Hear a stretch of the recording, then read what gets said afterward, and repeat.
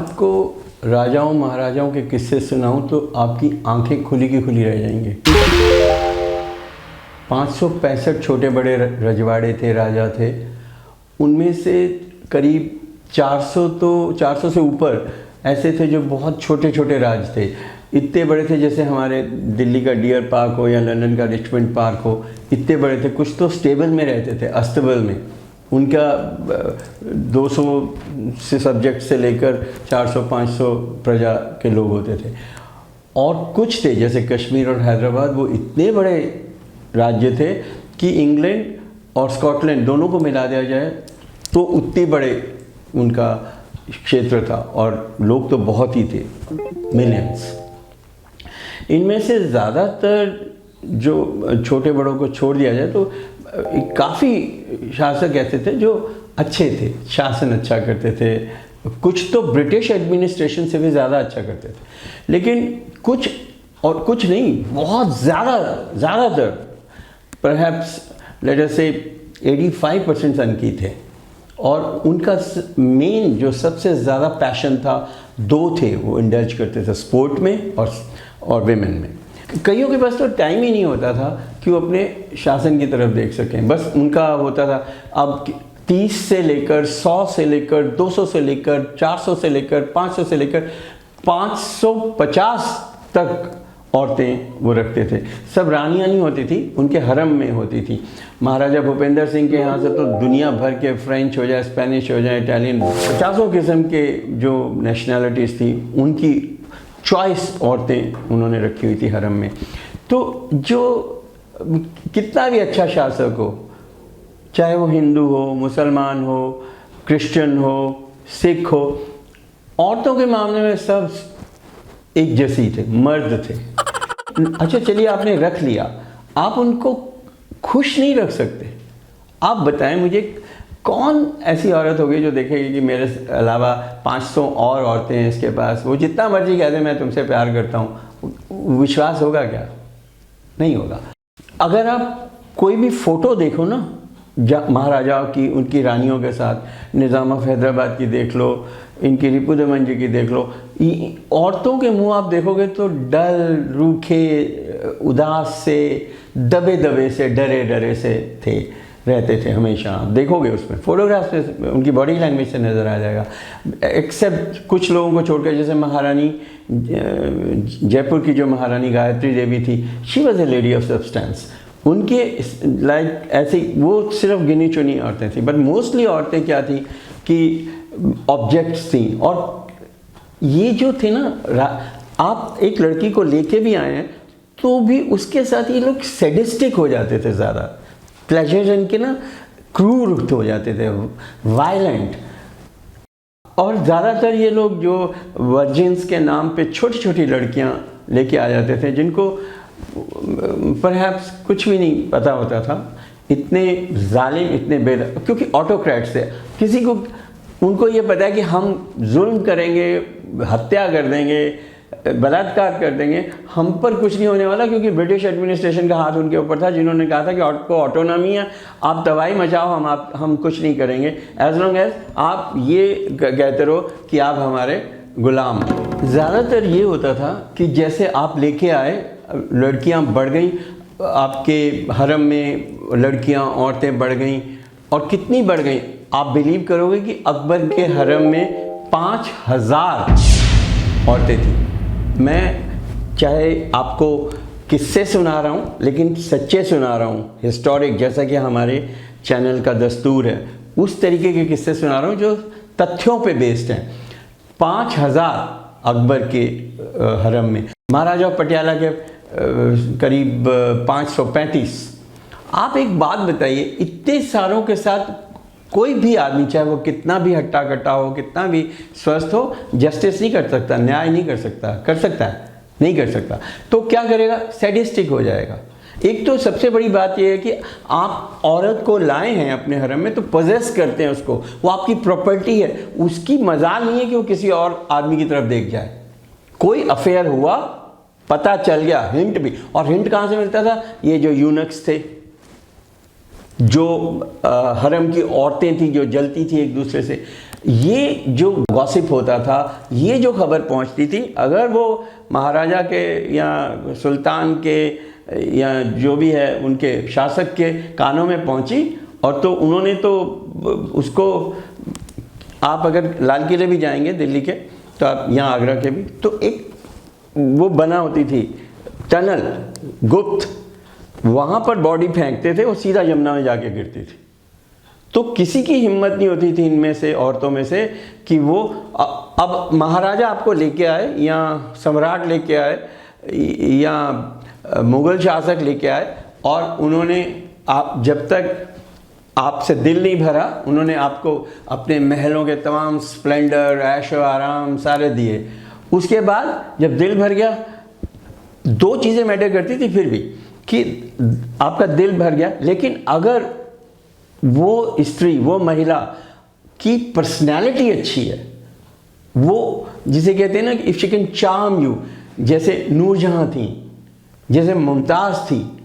अब इनके भी बहुत सारी सौतन थी, बहुत सारी वो थी, लेकिन ये लोग अपनी पर्सनैलिटी से, अपनी इंटेलिजेंस से, अपनी चतुराई से अपने अपने पतियों का ध्यान जीत लेती थी, दिल जीत लेती थी। तो इनकी बात आप जाने दो, ये आप समझ लो कि 1% से भी कम थी। लेकिन ऐसी औरतें जो मतलब अब करते कैसे थे कि बाहर गए घूमने, सुबह सुबह गए, वहाँ देखा कि फील्ड्स में लड़कियाँ वगैरह सब अपने को रिलीव कर रही हैं, वहाँ से कोई भी अच्छी लगी उसको उठा लिया, कोई इसकी मर्ज़ी पूछने की ज़रूरत नहीं। एनीवे, तो होता क्या था कि जब इनसे जी भर जाता था, इनको आपने डाल दिया तहखाने में या हरम में, जहाँ से इनको कोई देख नहीं सकता था। दड़बे हैं, आप जाके देखो आगरा के किले में, अगर आप इनके महल देखोगे ना, इनके कमरे नॉन क्रॉस वेंटिलेशन, कोई क्रॉस वेंटिलेशन नहीं है। हम सर्दियों में वहाँ जाते हैं, अगर बाहर खूबसूरत बहुत प्यारा वेदर है, बहुत अच्छा मौसम है, अगर आप उनको अंदर जाओ देखने के लिए तो अंदर घुटन है, कहीं भी ताजगी है ही नहीं। ऐसे में मतलब उनको एक जैसे दड़बे में बंद मुर्गियां होती हैं, ऐसे बंद कर दो। उसके बाद क्या होता था, आदमी को वो देखने नहीं देते थे। ऐसे ऐसे किस्से मैं आपको बताऊंगा किस तरीके से वो आदमियों के स्पर्श के लिए तरस जाती थी, उनसे बात करने के लिए तरस जाती थी, और सच्चे किस्से सुनाऊंगा। तो उसमें तब क्या होता था, जब कुछ नहीं कर सकते थे तो वो जैसे कहते हैं ना सनक जाती थी कहीं, तो जैसे टाइम बहुत होता था, कुछ करने के लिए होता ही नहीं था, कोई मॉल्स नहीं थे, कोई कुछ नहीं था, और होंगे भी तो वहाँ जाने की इजाज़त नहीं थी। तो क्या होता था, कोई बैठेगी तो नहाती रहेगी घंटों, कोई हाथ धोती रहेगी, कोई यूँ देखती रहेगी शून्य में, और जो थोड़ी बहुत चालाक होंगी वो हरम की पॉलिटिक्स में, हरम की भी अपनी पॉलिटिक्स होती थी, उसमें इंडल्ज हो जाएंगे। ये सारा होता था। मैं आपको रिपुदमन की बात बताता हूँ, जो उस समय नाभा राज्य के शासक थे। बहुत अच्छे थे, अच्छा भी काम किया उन्होंने, सब कुछ किया। लेकिन मैंने कहा ना कि जब औरतों की बात आती है तो ये जितने भी मर्द शासक थे, अच्छे थे, बुरे थे, बड़े राज्य के थे, अस्तबल के राज में थे, 200 उनकी प्रजा थी या 20 लाख प्रजा थी, सब के सब एक ही थैली के चट्टे बट्टे हो जाते थे। तो हमारे ये जो हैं रिपुदमन जी, इन्होंने ये सब जानते थे नाभा में कि ये लड़कियों के मामले में जैसे कि सब हैं ऐसे ये भी हैं, और यथा राजा तथा प्रजा, तो प्रजा भी ऐसा नहीं था कि प्रजा को भी जितना अफोर्ड कर सकते थे वो भी लड़कियां महिलाएं अपने हरम में रख लेते थे। एनीवे, तो एक दिन ये नाभा में अपनी कार से जा रहे थे तो देखा एक लड़की, उसका नाम बाद में पता चला प्रीतम कौर, उसको देखा इन्होंने। तो होता क्या था कि आसपास जो ऑफिसर्स चलते थे या जिसके साथ बैठे हुए हैं वो जानते थे अपने राजा को, सब जानते थे उनको, रिपुदमन जी को नाभा में भी कि कैसे हैं, तो उनकी आंख भांप लेते थे, और इसके बाद उनको कहने की ज़रूरत नहीं, वो अपनी एक आंख वो पूछते थे आंख से कि हाँ रिपुदमन जी क्या करना है, तो अपनी आंख के इशारे से कहते थे यहाँ तो नहीं, यहाँ ठीक है उठा लो। तो साहब उस लड़की को उठा लिया गया, उठाया क्या गया, बाद में पता चला कि वो उन्हीं के राज्य के एक बड़े ऑफिसर की बेटी है, जिसने जो पढ़ी लिखी थी, सुशिक्षित थी, भोली भाली, बहुत सुंदर, और बीए किया हुआ था उसने उन दिनों। ये बात है रिपुदमन जी राजा रहे 1911 से 1928 तक। हालांकि जब उसके बाद उन्होंने ब्रिटिश राज्य से उनकी बनी नहीं ज़्यादा, तो उनको निकाल दिया गया था। तो जब ये 1911 में जब जॉर्ज फिफ्थ की कोरोनेशन हुई थी, तो वहाँ से अटेंड करके आके ये इन्होंने गद्दी संभाली थी। तो उन दिनों बीए करना अपने आप में बहुत बड़ी बात मानी जाती थी। ज़्यादातर इलिटरेसी करीब 95% से भी ज़्यादा थी, क्योंकि किसी भी राष्ट्र को अगर आपने दबा के रखना है तो उसके लोगों को पढ़ने मत दो, ये ब्रिटिश लोग अच्छी तरह जानते थे। ये जो थी प्रीतम कौर, इसको उन्होंने उस प्रपोज़ल भेजा, उसने मना कर दिया। उनके पेरेंट्स को प्रपोज़ल भेजा कि भैया आप अपनी बेटी को राजमहल में रानी के तौर पर वो रखेंगे, महाराजा से उसकी शादी कर दीजिए। वो जानते थे कि वो रिपुदमन की रेपुटेशन क्या है, उन्होंने मना कर दिया। अब कहते हैं राजहट बालहट ये तो माने हुए हैं, तो अब वो चाहते थे कि मेरे को शादी करनी है। कैसे कैसे ड्रामे किए करते थे ये लोग, यही नहीं सिर्फ, और बाकी लोग भी। किस मतलब एडमिनिस्ट्रेशन नहीं करनी है आपने, राज नहीं चलाना, लोगों को नहीं देखना, सिर्फ कैसे ज़्यादा से ज़्यादा औरतें आ जाएं हमारे हरम में, इसी में ही आपका ध्यान रखना है। एनीवे, तो इन्होंने क्या किया, जब उन्होंने मना कर दिया कि मैं नहीं करूँगा, काफ़ी महीने बीत गए, बड़ी मनाने की कोशिश की, लेकिन और मनाने की कोशिश क्यों की, क्योंकि प्रीतम कौर और वो सारे एक पढ़े लिखे परिवार के, और नाभा में उनकी प्रतिष्ठा थी जाने पहचान। अदरवाइज़ किसी गांव वाँव की होती तो मनाना क्या या प्रपोज़ल क्या करना है, उठाया रखा और हरम में और बाद में सेलर में, तहखाने में, ख़त्म। लेकिन यहाँ उनको पता था कि ये पब्लिक फिगर्स हैं। एनीवे, तो जब ये नहीं माने, और ये प्रीतम कौर और उनके पेरेंट्स भी तंग आ चुके थे, तो उन्होंने सोचा कि चलो ऐसा करते हैं कि इसकी शादी कर देते हैं प्रीतम की। तो उन्होंने प्रीतम कौर के लिए एक अच्छा सा लड़का, पढ़ा लिखा, अच्छे पोस्ट वाला, उसके साथ उसकी शादी तय कर दी। करने देंगे रिपुदमन शादी, उनका मन आया इस लड़की पे और उसको शादी करने देंगे। रिपुदमन ने शादी रुकवा दी। फिर ये लोगों ने सोचा कि चलो अच्छा ठीक है, राज्य छोड़ देते हैं नाभा, कहीं दूर जाके किसी छोटे से गांव में रहेंगे, ये सब क्लेश तो नहीं होगा। वो भी नहीं करने दिया रिपुदमन, उनको बॉर्डर पर ही पकड़ के लाए और उनको कैद कर लिया। तो जब इनको बंद कर दिया प्रीतम कौर और उनके पेरेंट्स को अलग अलग सेल्स में बंद कर दिया, तो एक दूसरे को देख ना सकें, और इनको टॉर्चर भी किया बहुत, इनके पेरेंट्स को। लेकिन बात तो बनी नहीं, प्रीतम कौर तो फिर भी नहीं मानी।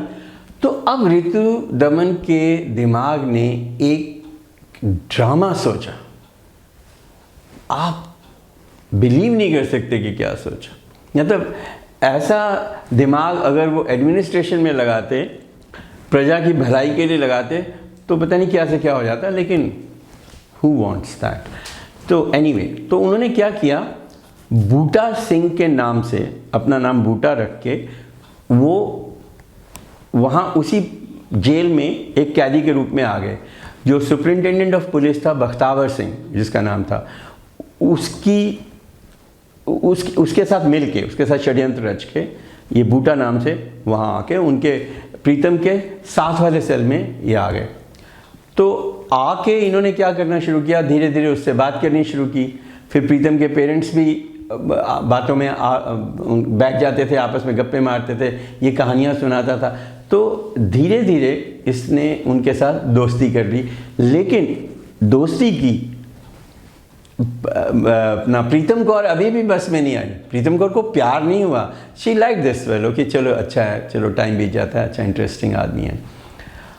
अब क्या किया बूटा ने, रिपुदमन जी ने, अब इन्होंने क्या किया कि इंस्पेक्टर जनरल ऑफ पुलिस को भी बोला कि जी आप भी भेस बदल के कैदी बन के हमारे साथ वाले सेल में आ जाओ, क्योंकि आपकी ज़रूरत है। अब ज़रूरत क्या थी कि इन्होंने बख्तावर सिंह जो सुप्रिंटेंडेंट ऑफ पुलिस थे उनको बोला कि आप कुछ सांपों का, एक लंबे से डंडे का और सॉलिड बूट्स का अरेंजमेंट कीजिए।